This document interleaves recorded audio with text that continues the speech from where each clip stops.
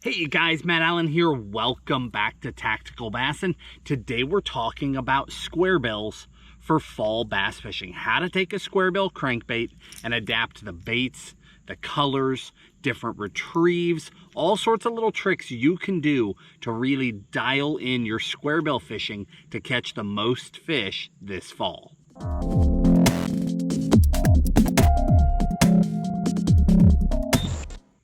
Some of you guys might not even be aware that Tactical Bassin has had a column in FLW magazine for about the past year. We do tips, tricks, seasonal patterns, things like that. So we just wrapped up a piece. Now it hasn't published yet, but we just wrapped up a piece on Squarebill Crankbaits for fall fishing, which really had my wheels turning on the subject. And I realized, we are getting close to fall. We've been talking about fall transition. It's time to talk about this before we're right in the heart of it and it's too late for you to prepare. So we're gonna go pretty in depth today. But before we do, let's take the surface level approach. I'm gonna give you the bare bones basics. If I was only throwing one bait, one color, and why I would throw it, then we'll turn around and we'll go in depth for the guys that really want that knowledge. So to keep it simple, the value of a squarebill crankbait in the fall is a handful of things. You can cover an incredible amount of water. It's extremely weedless in the shallows. It has fantastic drawing power. And probably the most important thing is it has the ability to trigger a feed response, something we talk about a lot.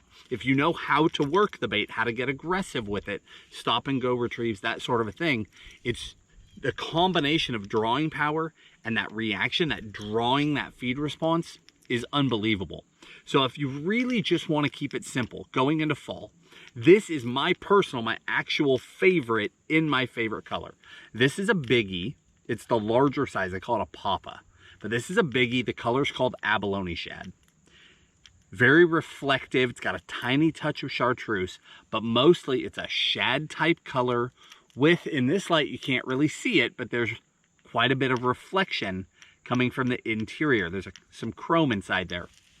That bait, fished in the shallows in the fall, all over the country, will get bit. It's really that simple. Now, for guys that want to go a lot more in depth, what we're about to talk about is different baits that fit different niches. So different sound profiles, different vibrations, different movements, and then most important is speed and retrieve. And I really want to break that down with you today because there's so much you can do with the square bill that you can't do with anything else. Once you dial it in, it'll take a few different baits to fine tune it to meet different needs as you go down the bank. But once you have those things, it's incredible. So first and foremost, it is okay to take that one bait, one size fits all approach. Just know that it won't work perfectly for every situation. And this is one of those techniques where you can get a bait to work perfectly for everything. Let's get a couple of the boxes checked here really quick so that we can really dial in the different styles of baits and what they're for. So let's talk color first. I'm going to make it more simple than ever before. The rest of the year, there are a variety of colors I like. I like essentially something ghost, something that reflects, something either white or chartreuse, something bold, and then some sort of like a craw pattern. Got a whole variety of craws in here. This time of year, 90% of the country, you can get away with just something chrome. That's it. Because bass are ambushing bait fish. They're pushing bait up into the shallows. They're ambushing them. They're coming in schools. They're devouring those things. Most of the bait fish in the country are very reflective. This time of year, they're fairly small. So a square bill is a perfect profile. As long as you get some reflection going, you're covered. One of the biggest benefits, other than actually matching the hatch, being the right size, the right color, one of the biggest benefits of flash is that flash increases how far a fish can see that bait. That flash, that reflection, just casts a light out into the water. And those fish right now, and especially as we progress farther into fall, they are looking for that flash. That's when they see shad, that's what they see. They see those flashes, those movements, and that's what they come for. So that flash is everything. The only time I'm not doing that, the only time I'm going with a true ghost color is if the water's really, really, really clear and the fish just don't seem to want the flash. Sometimes even in clear water, flash is great, but sometimes they just don't want it. The other end of the spectrum, if your water's really, really, really muddy, so that flash isn't getting out anyway, then something bold, either a white or a chartreuse. But it's really that simple. Now, as far as bait styles go, everything that I'm throwing, if you put it on the spectrum of one end is really tight wobbling, the other end is really, really wide wobbling, you know, big, wide kicking of the bait. All of the baits that I'm going to throw in the fall are on the tighter end of the spectrum. Now, they vary for how tight they are. For example, a Lucky Craft will be nowhere near as tight as a Biggie. Other baits fall somewhere in between, but all of them are still on the tight end of the scale. They're all still great fall baits. That tighter action just matches the vibration that's coming off of those bait fish. You don't want those big, wide wobbling, those big, round, bulbous square bills. Those work better for me in the springtime. There's just something about it. But in the fall, that tighter action, that fast pace, that aggressive movement, that's where it's at. So breaking down the actual baits, essentially I've got two categories, but we're going to break it all the way down into 4. We're going to get really specific, but the 2 categories are silent baits and rattling baits. Okay, on the rattling bait end, I already told you what my number 1 is. You've got 2 sizes. This is the Papa, I think they call this a smalls. But essentially this is about a 2.5. It's a little bit narrower than a 2.5, but it's closer to a 2.5 than anything else. And the smaller one is closer to a 1.5, although again, it is smaller in all dimensions. It's a narrower profile, tighter action. Okay, so in the world of rattling baits, that's my number 1. Number 2 would be the Sixth Sense. These guys, this one is essentially a 2.5. This is essentially a 1.5. They are rattling baits. They're not, it's a different rattle than that Biggie. The Biggie's deeper, it's louder, more drawing power. That's why that's my number 1. But there is nothing wrong with these. I have caught a ton of fish on these as well. And these truly are a 1.5 and a 2.5. I mean, if you take a 2.5 Lucky Craft and you put it next to that Sixth Sense in every direction, the only difference between them is cosmetics. They just change the look. And then of course, these rattle, these do not. So 2 styles in the rattling baits. Essentially 1 in the silent baits, which is the Lucky Craft, so the 2.5 and the 1.5. Sometimes I like that rattling bait, sometimes I like that silent bait. One day they eat one day they eat there's a fish blowing up on a bait fish right here. Small bass chasing a bait fish on the surface. So sometimes they eat one or the other. Rule of thumb, I always start with that rattle, because if I can get away with it, it's adding to that drawing power. It's pulling fish from farther. The problems lie if the fish are pressured, if you have super clear water, if there's a lot of other people on the water, even if they're not doing the same thing as you, if there's a lot of boat traffic, sometimes those fish will get nervous, and that vibrating, that loud rattling bait, it just won't cut it. They just stop eating it. So when they do that, don't fight it. Immediately go to your silent options. And this is a handful of baits. So down in the video description, I'll link all the baits. I'll break it down by category. Silent baits, rattling baits, big baits, small baits. We haven't got to that yet. And it's more than just big and small. We will get there in just a moment. But again, I'll link all of it to keep it really simple. But remember, in 90% of the country, this time of year, you're just looking for some version of a chrome bait, whether that's an abalone shad, whether that's a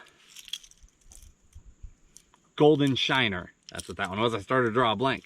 That's American shad. There's all sorts of great options, right? Just something reflective. You don't even have to be that specific.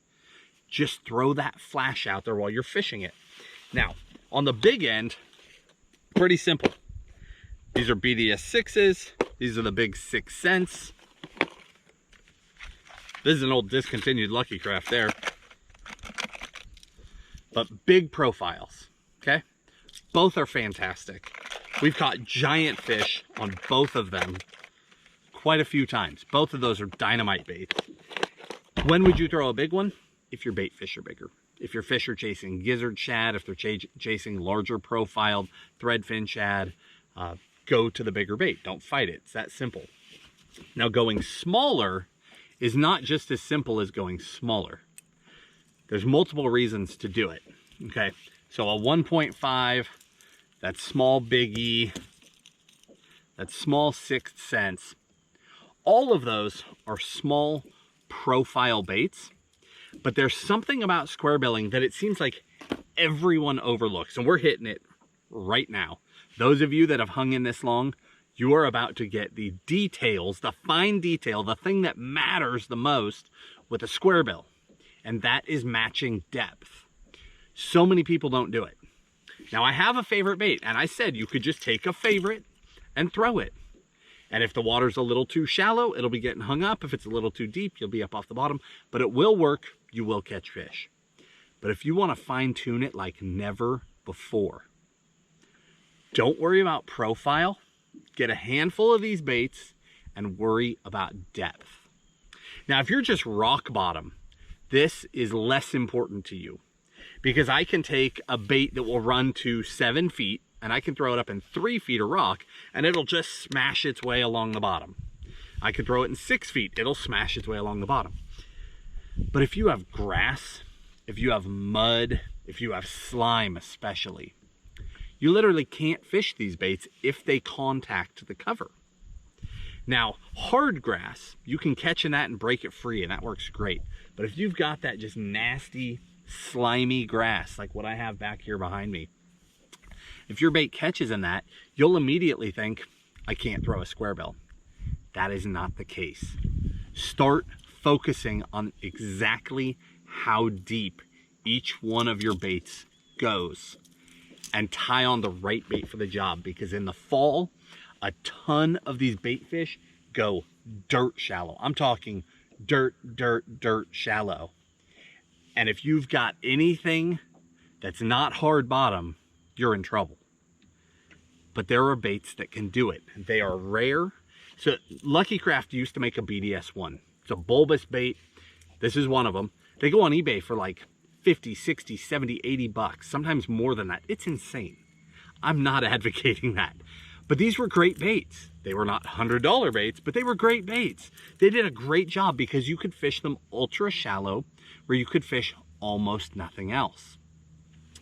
All these different companies on the market all tend to make those core baits, not the niche baits. So even though there's 100 different kinds of square bills, there are only a handful that will go ultra shallow. So that BDS one was great for that. Lucky Craft still makes a 0.7. That's a dynamite option. But the best option I have found in recent years is this guy.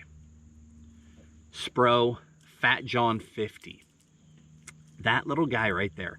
See, it's not a true square lip. It's got this crazy looking lip, but it's a fat profile. I mean, very similar to that old BDS one, completely different. I mean, the dimensions are different in every way. Bill's different, everything's different. But the concept is the same. It's a very high floating bait, ultra tight action.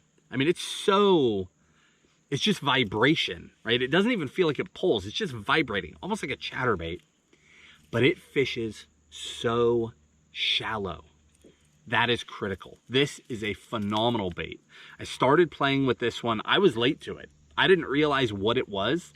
I saw it on a shelf for a long time. It didn't register because it had a different looking bill. So I was slow to pick it up.